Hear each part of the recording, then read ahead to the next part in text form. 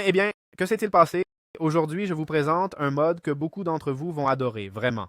Je ne sais pas trop pourquoi, mais je suis sûr que beaucoup vont adorer. Bon, comment s'appelle ce mode? Ce mode s'appelle Kaleidoscope Tavern.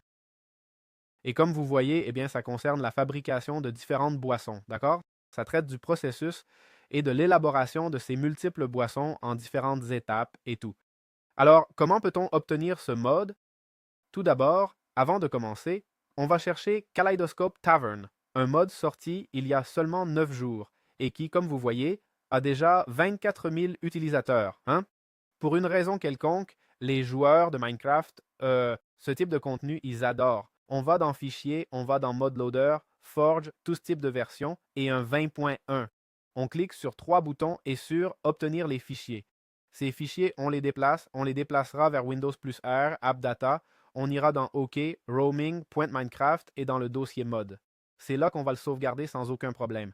Et avec ça, on sera plus que prêt. Effectivement, ce mode ne nécessite aucune dépendance ni rien d'autre pour commencer à l'utiliser, donc super, super bien. Et commençons très, très bien.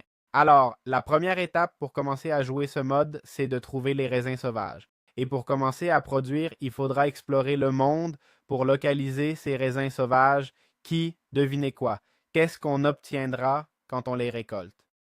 Eh bien, effectivement, des raisins. Et bon, comment peut-on trouver ces vignes?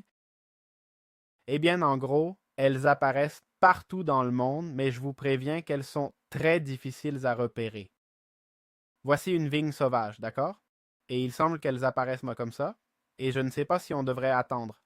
Ah non, tiens, regarde, on peut la récolter, et là on aurait déjà la vigne sauvage, d'accord?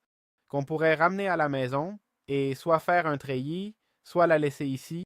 Je ne sais pas si des raisins pourraient en sortir, je ne sais pas. D'après ce que j'ai compris, on fabrique simplement le treillis, on y met les raisins, et c'est tout.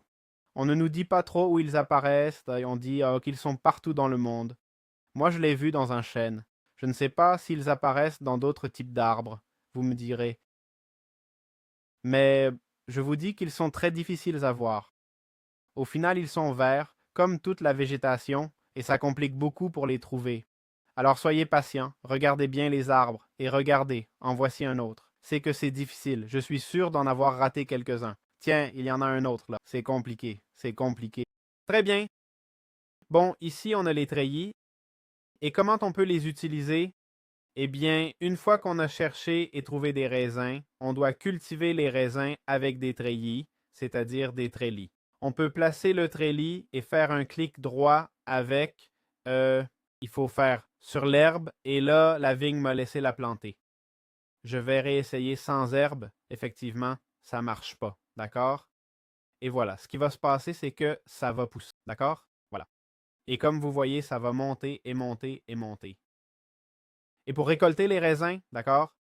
C'est pas nécessaire de le faire pousser en vertical, mais plutôt comme dans la vraie vie. D'accord?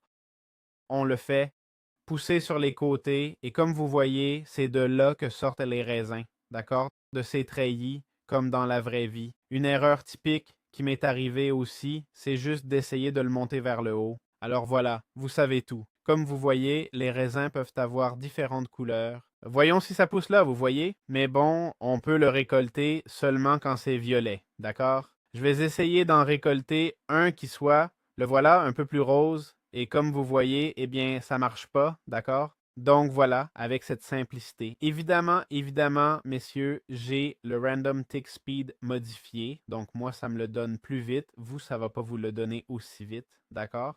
Mais bon, vous pouvez faire une grande culture. Vous avez en plus un peu d'ombre. Pas mal, hein? Pas mal, pas mal, vraiment. Très bien. Une fois qu'on a récupéré ce qui serait les raisins, on va devoir plutôt les piétiner. Alors, pour ça, on utilisera une cuve de pressage, un pressing tube. Et en gros, ce qu'on va faire, c'est placer, comme vous voyez, les raisins avec clic droit sur le pressing tube et on commence à sauter. Comme vous voyez, ça se remplit lentement et voilà le jus. Alors, ce qu'on va faire maintenant, c'est prendre un seau et faire clic droit dessus et comme vous voyez, on obtient le Grape Bucket. Truc important, en plus des raisins, dans le pressing tube, on peut mettre des sweet berries pour avoir un sweet berries bucket ou des glow berries pour avoir un glow berries bucket. Aussi, le pressing tube, on l'obtient d'un tonneau et de là, on en sort, on en aura deux, d'accord? pratiquement comme dans la vraie vie. Franchement, c'est plutôt bien fait ce mode. Et voilà, c'est comme ça qu'on obtiendrait ces différents nouveaux types de buckets dans le mode. Ceux-là, on dirait que le Glow Berries Bucket, on peut le boire. Ça n'a l'air d'avoir aucun effet, même pas de saturation. Et le Sweet Berries Bucket aussi, on peut le boire. Le Grape Bucket aussi. Et voilà, on dirait qu'aucun n'a d'effet, comme ça pour l'instant. Très bien. Alors, comment fonctionne le fût? Bon, le fût se craft avec 9 tonneaux, d'accord? Et c'est un superflu, et en gros, ce qu'on doit faire, ou à quoi ça sert, c'est tout simplement pour commencer à obtenir n'importe quel type de boisson dans le mode. Comme vous voyez, ici, ils mettent les ingrédients, ils nous disent, moi, qu'il faut l'insérer par le haut et que ça sort par la droite. On aura besoin de bouteilles vides pour le sortir, et on aura aussi besoin, en plus, d'un robinet.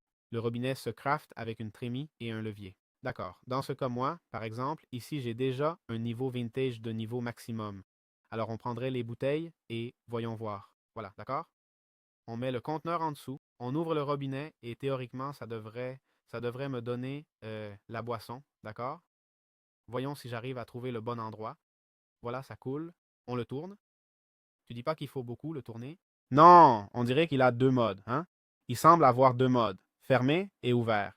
Et chaque fois qu'une bouteille est fabriquée, elle se ferme, d'accord? Alors là, ça redescend, et bon, c'est un processus lent.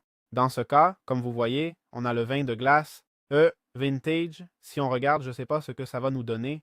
Résistance au feu pendant 277 heures. Et c'est un peu cassé, non, ça? Bon, et comment on insère les objets, d'accord? Quand on a le tonneau par ici, on peut aussi fabriquer un escabeau, d'accord? C'est un peu optionnel, mais pour accéder au tonneau par le côté, d'accord? Et qu'est-ce qu'on veut faire? Eh bien, comme vous voyez, on peut faire tout type de boissons, littéralement toutes. Alors, ce qu'on va faire, c'est prendre, par exemple, seau de raisin et... Non, on va en faire une autre. J'aime bien celle-ci. Allez, 4 seaux de lave. Bon, on va faire comme ça, 1, 2, 3, 4. Et ce qu'on va faire, c'est clic droit, 1, 2, 3, 4. D'accord. On a les 4 seaux de lave et maintenant, on va fermer le couvercle. Et le brewing dit, le brassage n'a pas encore commencé. Et là, le brewing commence, d'accord? Il y a différents niveaux, 7 niveaux d'après ce que je comprends. Et en gros, niveau 1, potable, niveau 2, inférieur, 3, commun, 4, fine, 5, crafted, 6, exquis et 7, vintage. On ne comprend pas trop la différence entre les niveaux, mais ce que je comprends, c'est que ce qui change, c'est la durée de l'effet que ça va te donner. Très bien.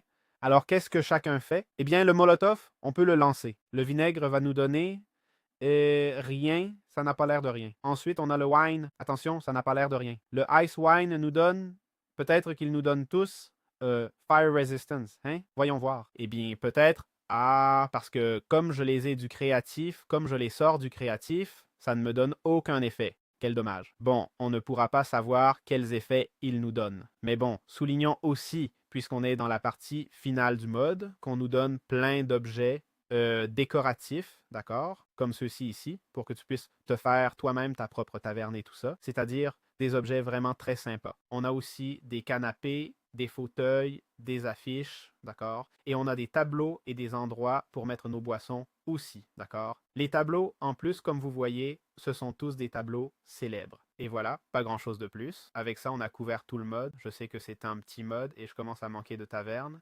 Mais bon, j'espère que ça vous a plu et on se voit dans les prochaines vidéos. Ciao, ciao.